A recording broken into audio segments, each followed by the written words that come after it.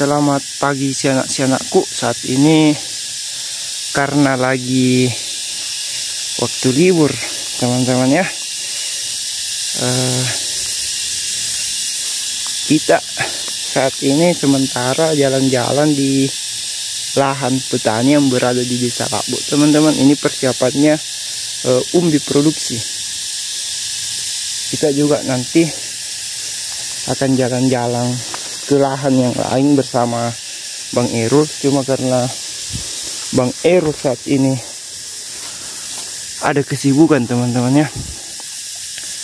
Kemudian karena berhubung saya juga lagi libur dari pekerjaan, akhirnya kita cari dulu ini petaninya teman-teman untuk kita tanya-tanya.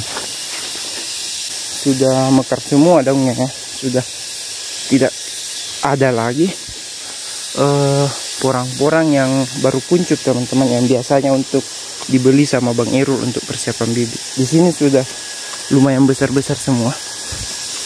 Persiapan panennya tahun ini teman-teman ya. Persiapan panen, tapi ini panen umbi produksi. Ini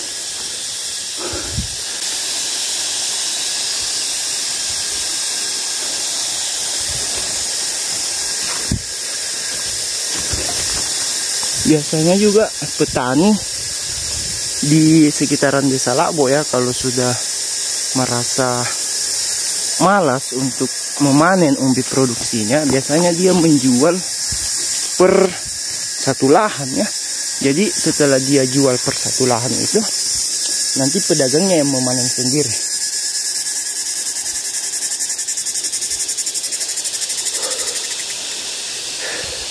Agak sedikit tebing teman-teman, cuma ya tidak mau lah kita keliling di lahan ini. Kenapa saya semangat teman-teman? Ini asli rapat teman-teman. Bahkan pohonnya sudah seperti ini. Nah, tingkat kerapatannya ini satu lahan full seperti ini. Ini juga kayaknya yang nampak di kamera yang besar-besar teman-temannya, yang bibit-bibit kecil seperti ini. Ini sudah terlalu banyak juga teman-teman. Cuma kalau di kamera tidak terlalu nampak ya. Jadi di kamera juga memang terlihat banyak, tetapi aslinya lebih banyak lagi.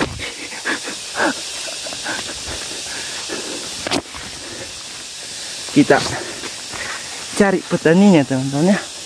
Biasanya jam-jam seperti ini petaninya sudah ada. Jadi memang kemarin saya sudah izin ya masuk ke lahan ini untuk meliput bagaimana kondisi perkembangan porang yang ada di lahan ini. Jadi sudah ada izin teman-teman dari pemilik lahan ini. Kita sisa keliling saja melihat-lihat. Ini agak tebing teman-teman.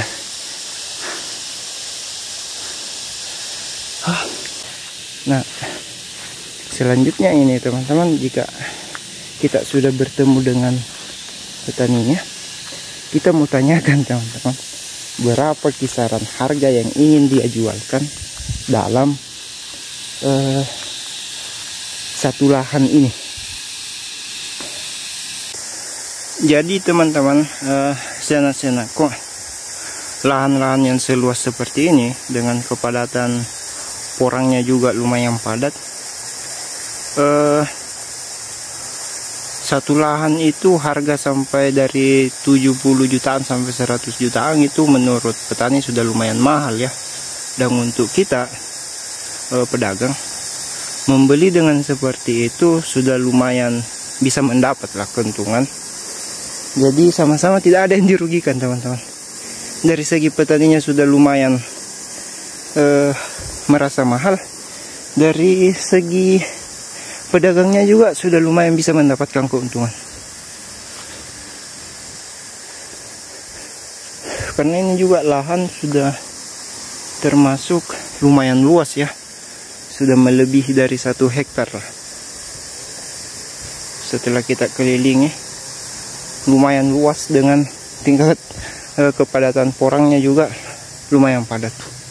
Jadi tergantung luas dari lahan dan kerapatan porang yang tumbuh dan juga besar kecilnya ya, itu juga terlalu berpengaruh. Karena biasanya pedagang jika membeli per satu lahan porang itu dia jualnya tidak satu kali teman-teman, dan tidak satu jenis, dia pisah-pisah. Kita kadang menjual secara bibit, secara umbi, terutama umbi produksi ya, tapi kita utamakan juga secara bibit ya, untuk kedepannya setelah memasuki musim pertumbuhan porang selanjutnya. Karena biasanya pedagang itu juga ikut mengutamakan katak teman-teman. Jadi kalau satu lahan segini kita bisa mendapatkan sampai 1 karung katak teman-teman jika dibeli per satu lahan. Nah itu bisa sudah masuk keuntungan ya, karena biasanya kita perhitungkan untuk balik modal dalam membeli satu lahan ini yaitu umbi produksinya.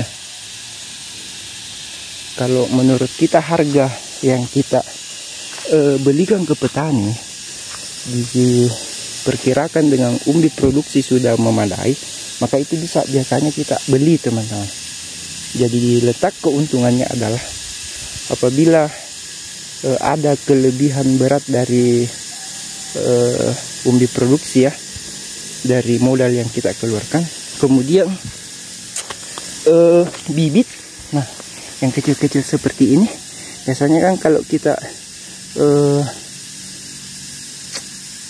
menyurvei lahan ya yang akan kita beli yang seperti ini kita tidak hitung teman-teman, ini tidak kita hitung, tapi pas kita panen ini bahkan lebih kecil dari ini, pokoknya kita ambil semua, itu kita jual bibit. Jadi dalam hal berdagang porang, risiko kerugiannya itu kecil. Bahkan bisa dibilang ya, kalau memang kita sudah terbiasa dalam dunia dagang, itu peluang ruginya dalam berdagang porang itu tidak ada teman-teman ya.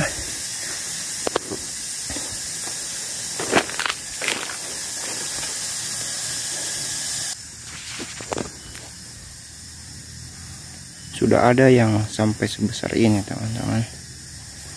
Ini sudah terlalu besar ya, apalagi pangkalnya di bawah sudah seperti ini. Ini harus dua tangan ya untuk besarannya ya. Nah.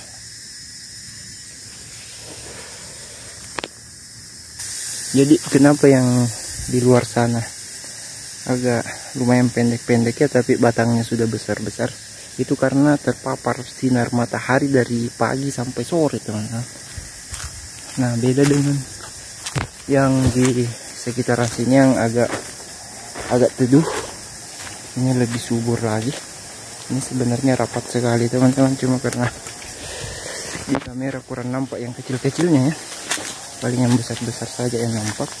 Nah sudah ada yang sebesar ini, dan yang di sana juga itu sama kayak yang tadi ya, besarnya kurang lebih lah sebesar yang tadi, tapi itu baru beberapa pohon yang seperti itu. Jadi persiapannya memang, bahkan yang seperti ini tidak dijarak teman-teman, dibiarkan menumpuk saja.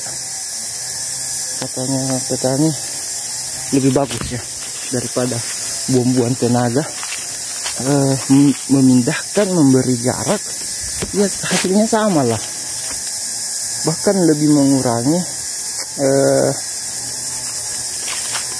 jumlah ya. Kelihatannya sudah rapat padahal itu karena jarak teratur, tapi kalau rapat dengan cara seperti ini, tumbuh secara alami, ini luar biasa padat. Ya di sini petanian di lahan ini teman-teman memang tidak sengaja untuk memindahkan begini-begini. Nah Ini padat teman-teman, yang kecil-kecilnya, tapi sengaja tidak dipindahkan, dibiarkan begitu saja, dibiarkan tumbuh alami di alam. Nah, ini kalau untuk saya teman-teman, ini persiapan bibit sudah lumayan menguntungkan untuk pedagang. Cuma karena memang petaninya persiapan untuk panen umbi produksi ya, jadi yang begini-begini, yang besaran seperti ini bahkan yang ini kayaknya dari spora, ini yang seperti ini dari spora semua, katak yang dari seperti ini, yang besar-besar seperti ini. Memang persiapannya bakalan dibiarkan ya untuk kedepannya di panen umbi produksi seperti itu. Padahal kalau petaninya sudah siap ya, karena menurut saya sih sudah untuk persiapan bibit sudah terlalu melimpah, harusnya beberapa dijual lah untuk kami beli ya kan. Nah, banyak teman-teman. Cuma petaninya memang komitmennya tidak bakalan menjual bibit untuk di lahan ini. Memang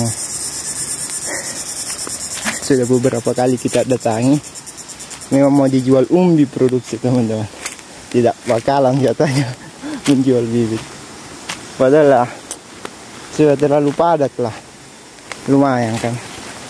Nah, karena kalau seperti ini dibiarkan, tahun depan akan lebih padat dari ini lagi, sehingga menghambat perkembangan umbi teman-teman. Kalau terlalu rapat ya, bahkan jaraknya ada sampai cuma 2-3 cm, ya umbinya mau berkembang kemana?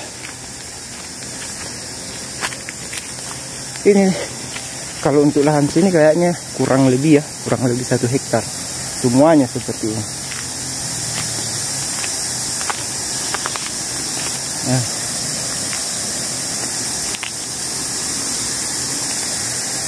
kalau dilihat seperti ini, memang nampaknya di jarak teman-teman, seperti sengaja ditanam jarak, tapi aslinya sebenarnya ini tumbuh alami teman-teman.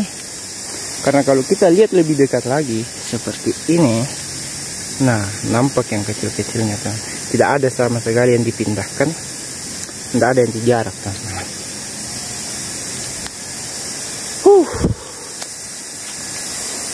Kalau saya sudah punya lahan seperti ini ya lumayan lah ya, dagang bibit teman-teman.